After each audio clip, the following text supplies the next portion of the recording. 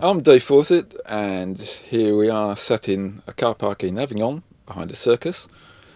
This is my home that I've been living in since 1992. For the last 20 years I've actually been out of England, travelling around Europe, southern France, northern Spain and Portugal with it. I suppose my interest in travelling started with the festival scene in England as it was in the early 80s. I'd seen about it on the news, met a few people who lived in buses sometimes when they came through towns like Leicester, where I was at university at the time. It seemed like a good thing to do for the summer. Go to a festival, listen to a few bands, enjoy the English summer and what have you. And then first 3 or 4 years I'd go back into town after 3 or 4 months and try and get my head around living a so-called normal life in bricks again. After doing up to, I suppose the third winter was the final straw. I realised I couldn't do it anymore. So in 1988, when someone offered me space on their bus at the first festival at Ingliston, I said, yeah, why not? And then that was it. No going back. So my first vehicle was a British Telecom TK, which is easy to drive, easy to maintain. Already came with a good service record. So for someone who knew nothing about weirding spanners, it was a soft way to become a traveller. Also, I was lucky in knowing people who had already spent a few years on the road, who were family types, so they're calm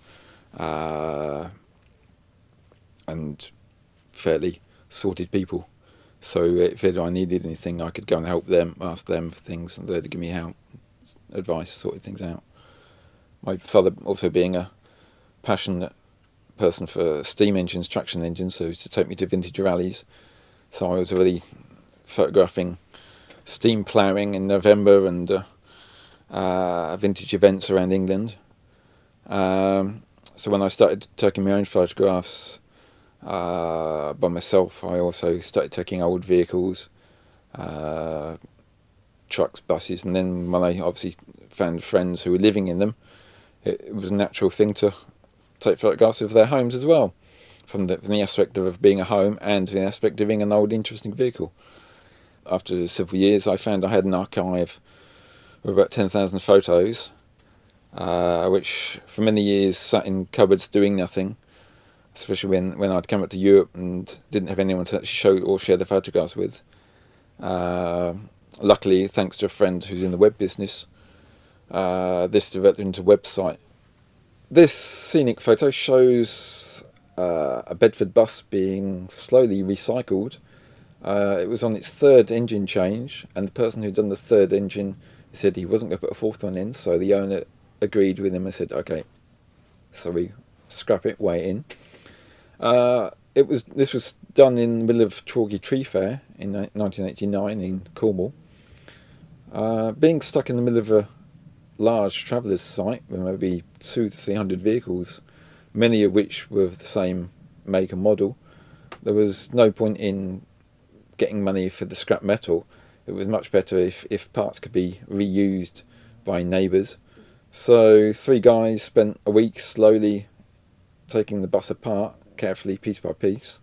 And after a week, I think there was left a prop shaft, maybe one or two other parts, bits of chassis, maybe a couple of body parts, to be sold for money, and all the rest had been recycled with neighbours in their vehicles or as kept as spares. The AEC, Marine AEC with Peking destination board on it, was parked up on Hay Bluff one year after we'd been to Clary Court, where every year for a few years there was held a benefit weekend to make money for the Travellers School bus charity.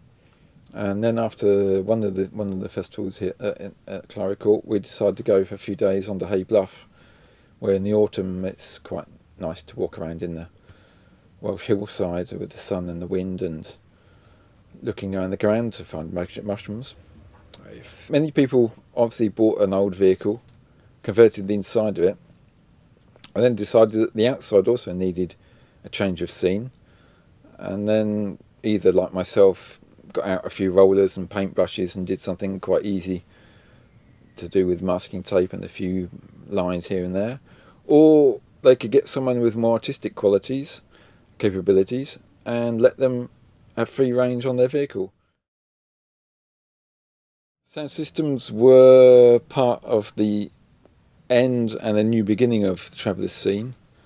The end of the stage set festival scenario and the beginning of the new input, new music, which unfortunately with Castle Morton meant the end of the festival scene, which saw myself and a lot of other travellers, but also many sound systems, including spirals, coming to Europe. Unfortunately, by the time I got this sorted out in 1994, it was the twilight era of what had been the travelling scene. People were starting to, especially people with families, were really starting to disappear.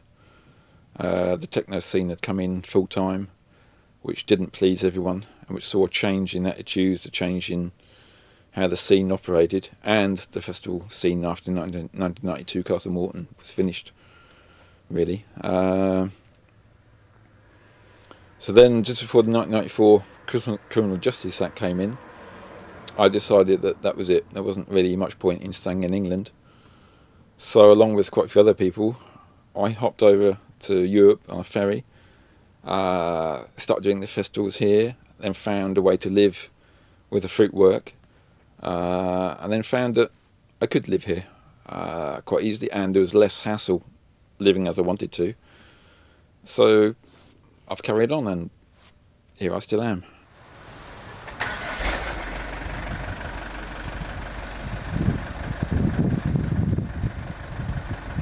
The education was done amongst ourselves for the children, but unfortunately, when the pressure got too much, a lot of people found themselves, especially for the sake of the children, that it was better to go back into structured house society. And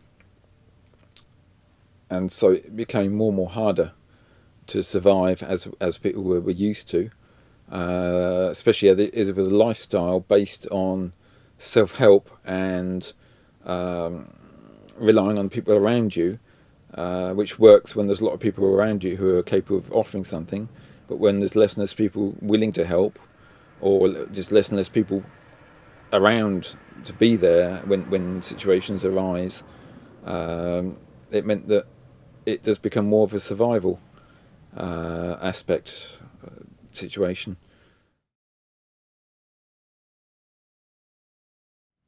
And it gets harder as well, especially as one gets older. I'm now in my early 50s. I have no pension scheme. I have no settled background to go back to. I've chosen a lifestyle that for the moment I'm happy to carry on living with, but obviously the thought is in the back of the mind, but how much longer, especially as most of my generation of travellers have long since stopped living like I do, where the expression of being one of the last of the Mohicans comes from. But at the same time, it's what I've been doing for nearly half my life. It gives me a lot of pleasure, as well as sometimes stress and hardship, but that's part of the lifestyle. So you learn to live with it.